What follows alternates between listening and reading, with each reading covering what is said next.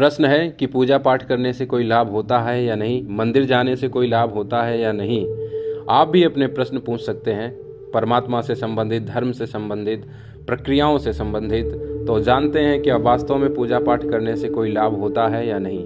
पहले तो स्पष्ट हो जाओ, पहले तो ये समझ लो कि तुम कोई भी कर्म करते हो तो उसका फल अवश्य मिलता है, चाहे वो फल लाभ में मिले या हानि में मिले। जैसा तुम्हारा कर्म होगा वैसा फल तुम्हें अवश्य ही प्राप्त होगा। और अब जानते हैं कि पूजा पाठ करने से लाभ है या नहीं। पहले पूजा पाठ करने से पहले इस बात को जान लें, आप पूजा पाठ किस भांति करते हैं।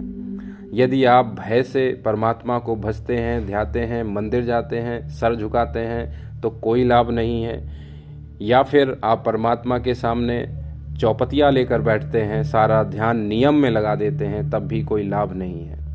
लाभ आपको कब होगा? जैसे कि आप श्लोक पढ़ रहे हैं, याद करके गए और श्लोक सुना रहे हैं परमात्मा को, उससे कोई लाभ नहीं है। परमपिता परमेश्वर से यदि मिलना है, उनकी कृपा पानी है, तो एक ही अवस्था में आपको लाभ हो सकता है, वह है हृदय।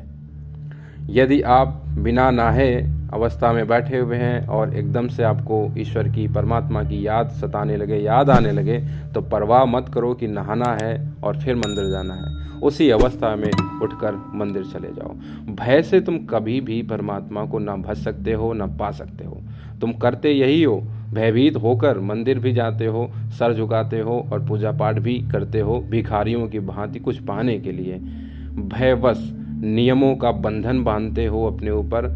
ये नियम नहीं किया, यदि ऐसे पूजा नहीं की तो देवी नाराज हो जाएंगे, ऐसे पूजा नहीं करी तो देवता नाराज हो जाएंगे। ऐसी अवस्था में तुम्हें कोई लाभ नहीं होता है, बल्कि हानि ही होगी, क्योंकि पुकार हृदय से नहीं उठ रही है, नियमों से उठ रही है। और जिस क्षण तुम्हारी पूजा पाठ हृदय से उठने लगती है, पुकार हृदय से उठने लगती है, नियम बंधन नहीं बनते हैं, उस अवस्था में लाभ ही लाभ है। ये मानसिक प्रवृत्तियों को कम करता है, जिससे ऊर्जा शक्ति जागती है, मन की शक्ति जागती है और फिर आपके काम होने लगते हैं। और जो भयवश कुछ भी कर रहे हैं, धारण कर रहे हैं, उनको कोई लाभ नहीं है। उनके काम भी हो रहे हैं तो उनके ही कारण हो रहे हैं। यदि वो सोचते हैं कि परमात्मा के कारण उनका कोई कार्य हो रहा है, तो ये सच नहीं है।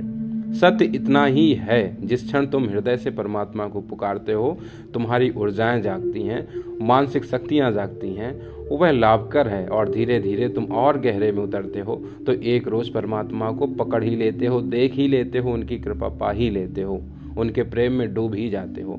तो भय से कभी भी पूजा पाठ मत कीजिए। यदि मन नहीं है तो मत कीजिए। यदि हृदय में कभी भाव उठता है, हो सकता है 10 दिन में उठे, 5 दिन में उठे, जब भी उठे आप चले जाइए उनके सामने, और जो भी हृदय में निकले, हृदय से जो भी शब्द उठे आप कह दीजिए, वही परम पूजा है।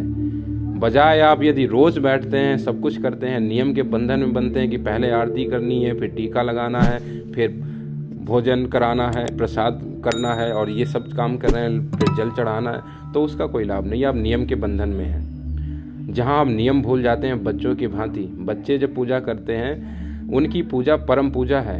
उनको कभी पूजा करते हुए देखो, कभी शिवलिंग के साथ खेल रहे हैं, कभी कृष्ण के गालों को खींच रहे हैं, कभी बांसुरी छीन रहे हैं, कुछ भी कर रहे हैं, वही पूजा है, परम पूजा है, जहाँ भयभीत नहीं है बच्चा ईश्वर से। लेकिन हम भयभीत होते हैं और भय के कारण पूजा को करते हैं। मानो या ना मानो, एक बार शांति से खंगाल लेना। क्या हमें डर नहीं लगता है कहीं कोई गलती ना हो जाए पूजा करते समय, कि हम नहाए धोए हैं कि नहीं? कितनी बातें होती हैं जिससे हम भयभीत होते हैं पूजा करते समय। कोई चालीसा में कोई गलत शब्द ना निकल जाए, प्रार्थना करते समय कहीं कोई गलती ना हो जाए, इसी चक्कर में बैठे रहते हैं। यही पूजा पाठ हम करते हैं, जो कि लाभकर नहीं है। परमात्मा की पूजा ये नहीं है। हृदय से उठी पुकार ही परमात्मा की परम पूजा है, जहाँ तुम भयभीत नहीं होते हो। जो भी तुम्हारे शब्द फूटते हैं वह परम शब्द, परम वाक्य, ब्रह्म वाक्य बन जाते हैं। और जहाँ तुम याद करके या फिर कुछ किताबों का सहारा लेके अपने पूजा पाठ करते हो और नियमों के बंधन में बनते हो, वह पूजा पाठ वास्तव में फलहीन है।